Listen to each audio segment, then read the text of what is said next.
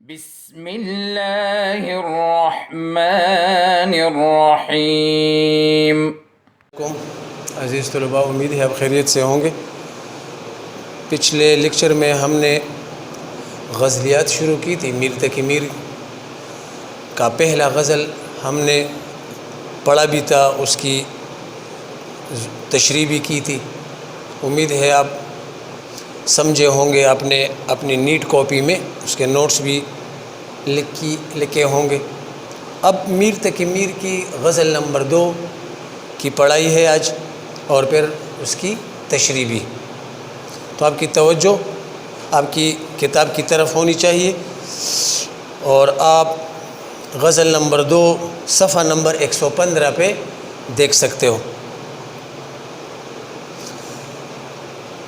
غزل number 2 یہاں سے شروع ہوتا ہے: فقیرانہ آئے صدا کر چلے، میاں خوش رہو ہم دعا کر چلے، جو تجھ بن نہ جینے کو کہتے تھے ہم، سو اس عہد کو ہم اب وفا کر چلے، نہ دیکھا غم دوستاں شکر ہے، ہمیں داغ اپنا دکھا کر چلے، نہ دیکھا غم دوستاں شکر ہے، ہمیں داغ اپنا دکھا کر چلے، اور شفا اپنی تقدیر ہی محنتی، شفا اپنی تقدیر ہی محنتی، کہ مقدور تک تو دوا کر چلے، وہ کیا چیز ہے آہ جس کے لیے، وہ کیا چیز ہے آہ جس کے لیے، ہر ایک چیز سے دل اٹھا کر چلے، دکھائی دیے یوں کہ بے خود کیا، دکھائی دیے یوں کہ بے خود کیا،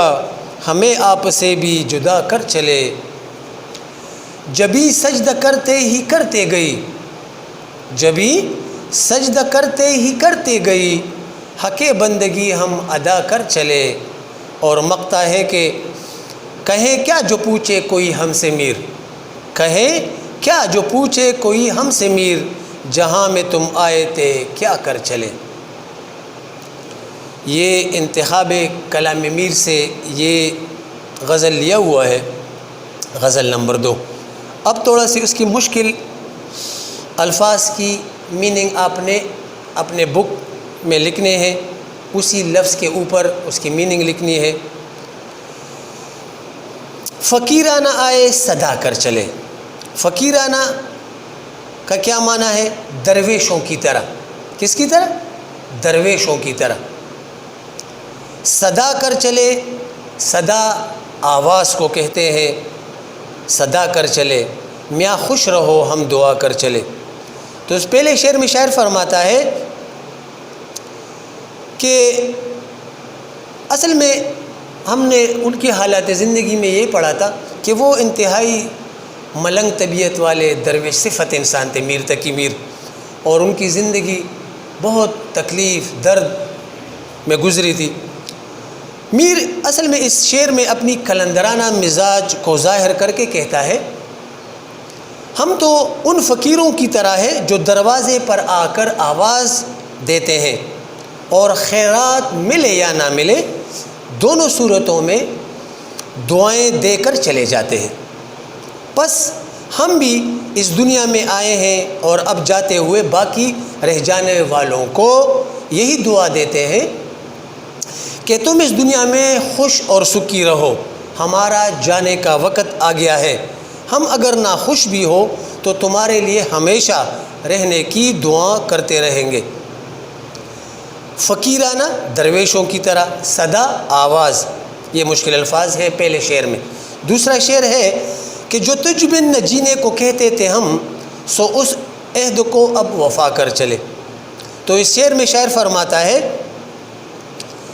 کہ اے میرے محبوب، ہم تم سے ہمیشہ کہتے تھے کہ ہم تیرے بغیر زندہ نہیں رہیں گے، تیری جدائی ہمارے لیے موت ہوگی، تو دیکھ لو آج تیرے جدا ہوتے ہی ہم یہ دنیا چھوڑ کر جا رہے ہیں، اور اپنے اس وعدے کو پورا کر رہے ہیں جو تیرے ساتھ کیا تھا کہ تیرے بغیر زندگی نہیں گزاریں گے۔ ہم اپنا وعدہ پورا کر رہے ہیں، یعنی ہم اپنے وعدے کے کتنے پکے ہیں۔ تیسرا شعر ہے نہ دیکھا غم دوستا شکر ہے ہمیں داغ اپنا ہمیں داغ اپنا دکھا کر چلے۔ تو اس شعر میں شاعر فرماتا ہے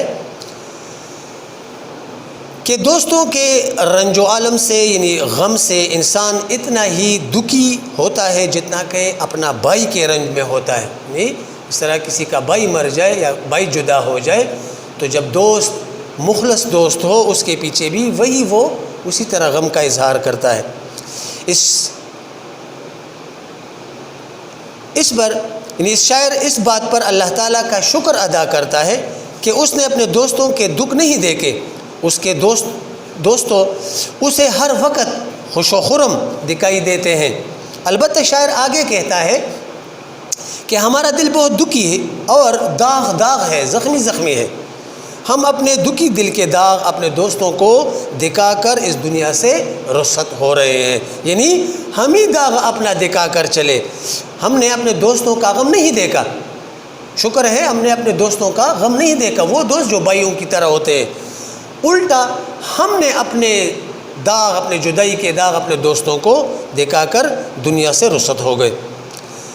پھر شعر نمبر 4 میں ہے کہ شفا اپنی تقدیر میں نہ تھی، شفا اپنی تقدیر ہی میں نہ تھی کہ مقدور تک تو دوا کر چلے۔ مقدور طاقت کو کہتے ہیں، شفا علاج۔ تو شاعر تشریح میں کچھ اس طرح کہہ رہے ہیں کہ محبت کے بارے میں شاعر کہتا ہے کہ یہ ایک لا علاج مرض ہے۔ یہ کیا ہے؟ ایک لا علاج مرض ہے۔ اس لیے تو شاعر بھی اس شعر میں کہتا ہے کہ میں بھی اس لا علاج مرض میں مبتلا ہوں جس سے شفا یاب ہونا میری قسمت میں ہی نہیں، ورنہ میں نے تو ہر طرح سے علاج کیا، ہر دوا کو آزمایا مگر بے فائدہ۔ جتنا بھی میں نے اس مرض کو کم کرنے کی کوشش کی یہ اور بھی بڑھتا گیا۔ اس مضمون کو میر نے ایک اور جگہ یوں بیان کیا ہے کہ وہ کیا چیزیں ہیں جس کے لیے ہر ایک چیز سے دل اٹھا کر چلے۔ آگے شعر نمبر 5 میں پھر اسی بات کو اس نے بڑھایا بھی ہے کہ وہ کیا چیز ہے جس کے لیے ہر ایک چیز سے دل اٹھا کر چلے۔ شعر نمبر 5 میں شاعر اس شعر میں افسوس کا اظہار کرتے ہوئے کہتا ہے کہ یہ عشق بھی کیا جذبہ ہے جس کی خاطر میں نے دنیا کی ہر شے سے منہ موڑا۔ انسان جب محبت کے جذبے کو دل میں بسا لیتا ہے تو پھر اسے اپنے محبوب ہی کے مقابلے میں دنیا کی ہر نعمت کمتر نظر آتی ہے، ہیچ نظر آتی ہے۔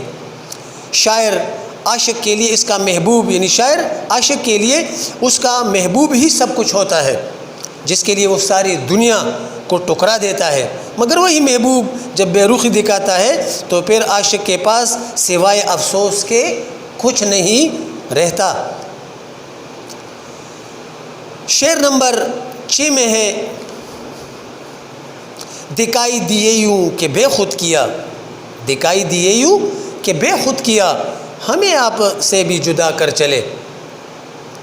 تو اس شعر میں شاعر فرماتا ہے کہ ہمارے سامنے جب محبوب جلوہ گر ہوتا ہے تو ہم اس کے حسن کی تاب نہ لا سکے، یعنی جب محبوب ہمارے سامنے جلوہ گر ہوا تو ہم اس کے حسن کی تاب نہ لا سکے۔ اس حسین چہرے کو دیکھ کر ہمارے ہوش گم ہو گئے، محبوب کی دیدار نے ہم کو خود سے بھی بیگانہ کر دیا۔ مطلب یہ ہے کہ میر اپنے محبوب کے دیدار کا خواہشمند تھا، لیکن جو ہی محبوب نظروں کے سامنے آیا وہ اپنے ہوش و حواس کھو بیٹھا۔ شعر نمبر 7 میں ہے کہ جبھی سجدہ کرتے ہی کرتے گئی، جبھی سجدہ کرتے ہی کرتے گئی حق بندگی ہم ادا کر چلے۔ اس شعر میں شاعر فرماتا ہے، اس شعر کی تشریح حقیقی اور مجازی دونوں حوالوں سے کی جا سکتی ہے۔ مجازی معنوں میں تشریح ایسی ہوگی، شاعر کی مراد یہ ہے کہ محبوب کے آگے سر جھکانا اور اس کے فرمانبرداری ہی محبت کی اولین تقاضا ہے، اس لیے میرے محبوب میں نے تیری فرم برداری کا حق پوری طرح ادا کر دیا، میں نے تیرے ہر حکم کے سامنے سر تسلیم خم کیا۔ حقیقی معنوں میں تشریح یوں ہوگی، شاعر فرماتا ہے کہ اے اللہ تعالیٰ، میں نے تیری بندگی کا حق ادا کر دیا ہے، تیری عبادت اور اطاعت میں نے کوئی کسر اٹھا نہیں رکھی، میری پیشانی ہمیشہ تیرے حضور میں سجدہ ریز رہی۔ آگے شعر نمبر 8 میں ہے کہ کہیں کیا جو پوچھے کوئی ہم سے میر، کہیں کیا جو پوچھے کوئی ہم سے میر، جہاں میں تم آئے تھے کیا کر چلے۔ اس شعر یعنی اس مقطع میں زندگی کا پورا ترتیب رکھا ہوا ہے، ہم سب ان مسلمانوں کے لیے اس میں ایک زبردست سبق ہے۔ شاعر فرماتا ہے کہ انسان کو اللہ تعالیٰ نے اپنی بندگی اور اطاعت کے لیے اس دنیا میں بھیجا ہے، مگر یہاں آ کر انسان دنیا کی رنگینیوں میں اس قدر ڈوب جاتا ہے کہ وہ اپنا دنیا میں بھیجنے کا مقصد بھول جاتا ہے۔ شاعر بھی یہی کہتا ہے کہ اگر اس سے کوئی پوچھے کہ اے میر، تو نے اس دنیا میں آ کر کیا کام کیا، کیا تو نے وہ مقصد پورا کیا، تو میں کیا جواب دوں گا، کیونکہ میں نے تو ایسا کوئی کام نہیں کیا جس سے میں اللہ تعالیٰ کے حضور سرخرو ہو سکوں۔ تو عزیز طلباء، امید ہے آپ نے تشریح کی طرف توجہ دی ہوگی، آپ کے پاس نوٹس ہوں گے، اسی سے آپ اپنی نیٹ کاپی میں اس کی تشریح لکھ سکتے ہو، اگر نہ ہو تو آپ اسکول کے ساتھ رابطہ قائم کر لو اور سر آصف سے آپ اس کے نوٹس لے کر اپنی نیٹ کاپی میں خوش خط لکھ سکتے ہو۔ اپنا بہت سارا خیال رکھیے گا، والسلام۔ اللهم انفعنا بما علمتنا وعلمنا ما ينفعنا وزدنا علما۔